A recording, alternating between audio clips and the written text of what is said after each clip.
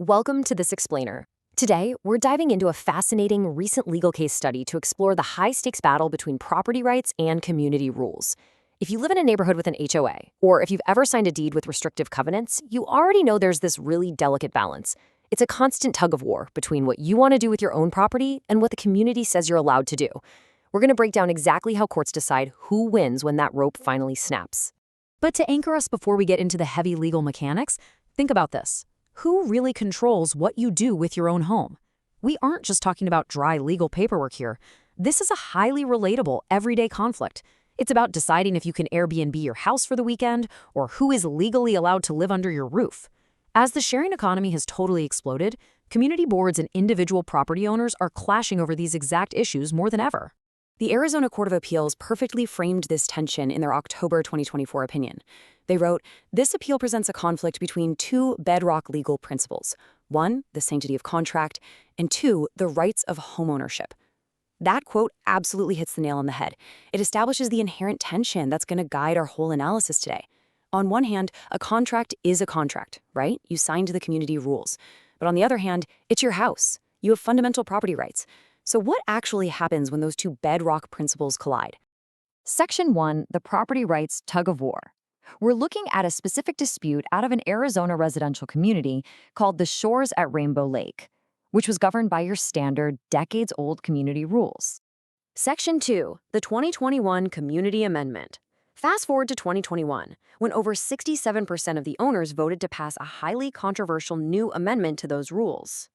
And here it is, this very piece of paper, the 2021 First Amendment recorded with Navajo County, is what triggered the entire legal battle. A group of property owners who had previously been leasing out their lots on a short-term basis filed a lawsuit to completely invalidate this amendment. Their argument?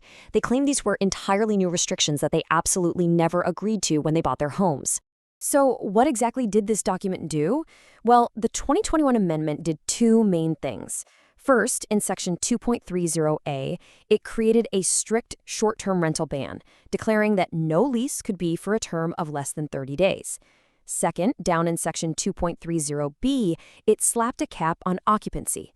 It stated you must lease the entire lot to a single family, and it defined a single family as a maximum of 4 unrelated individuals. Naturally, the plaintiff sued to strike both of these rules down. Section 3, the Kalway foreseeability test. To figure out if a community vote like this is legally valid, the court relies on established legal precedent. And central to that precedent is the concept of what is reasonable and foreseeable. Think of this as our metaphorical litmus test for today's explainer. The rule goes like this. An HOA cannot create entirely new, affirmative obligations if the original declarations didn't give fair notice to the owners that they might be subject to those kinds of restrictions in the future. Basically, when you bought the house, could you have reasonably foreseen that the HOA might enact this specific type of rule? The court applies a strictly objective inquiry here. They just look at the text of the original documents, not what people subjectively intended or felt at the time. Section 4, striking the rental ban. Let's go ahead and apply our litmus test to the first part of that amendment. Originally, the community rules explicitly allowed residential leasing without any minimum duration. In fact, it expressly stated that leasing wasn't a prohibited business. But then, the 2021 amendment suddenly banned short-term leasing altogether. Applying the test, the court determined impartially that because the new rule outright banned what the original rules had previously allowed, it was an entirely new and different restriction. It was completely untethered from the original covenant. Because a 30-day minimum lease just wasn't foreseeable, the court struck it down as legally invalid. Section 5, upholding the family limit. So, would the 4 unrelated person limit survive where the 30-day rental ban failed? Well, let's look at the original documents. They already restricted lots exclusively to single-family residential use. And they even originally defined a single family as people related by blood or a group of unrelated people maintaining a common household. The 2021 amendment simply clarified that a single family cannot consist of more than 4 individuals unrelated by blood or marriage. Applying the same test, the court found this was merely a foreseeable refinement of a restriction that already existed. The original rule gave fair notice that single-family use was a firm boundary, so putting a specific number on it wasn't a brand new restriction. It was just a valid clarification. Therefore, this section survived. Now, you might be wondering, if part of the amendment is illegal and part of it is illegal, doesn't the whole thing just get thrown out? Actually, no. And that's thanks to something called the blue pencil rule. Think of it like a judge acting as an editor with a blue pen. Courts can physically strike out grammatically severable, unreasonable terms from a contract without destroying the entire document, so the valid provisions, like our family limit, remain completely intact. The catch here is that the court can only delete text. They absolutely cannot add new language or rewrite the sentence to make it work. They literally just cross out the bad parts. And that brings us to the final result. The 2023 amended final judgment from the Superior Court made it official. Sections B, C, and D were upheld as valid, while Section A, that short-term rental ban, was declared invalid and struck down.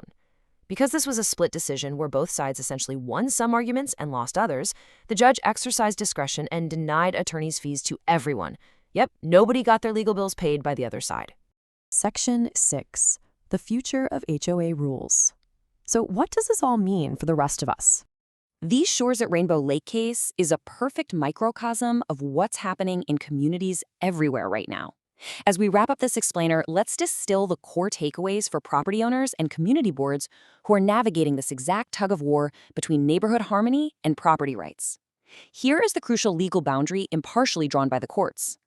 Covenants certainly can be amended to refine an existing rule, correct an error, or fill a gap, but future amendments cannot be entirely new, different in character, and untethered from the original rules you agreed to when you bought the home.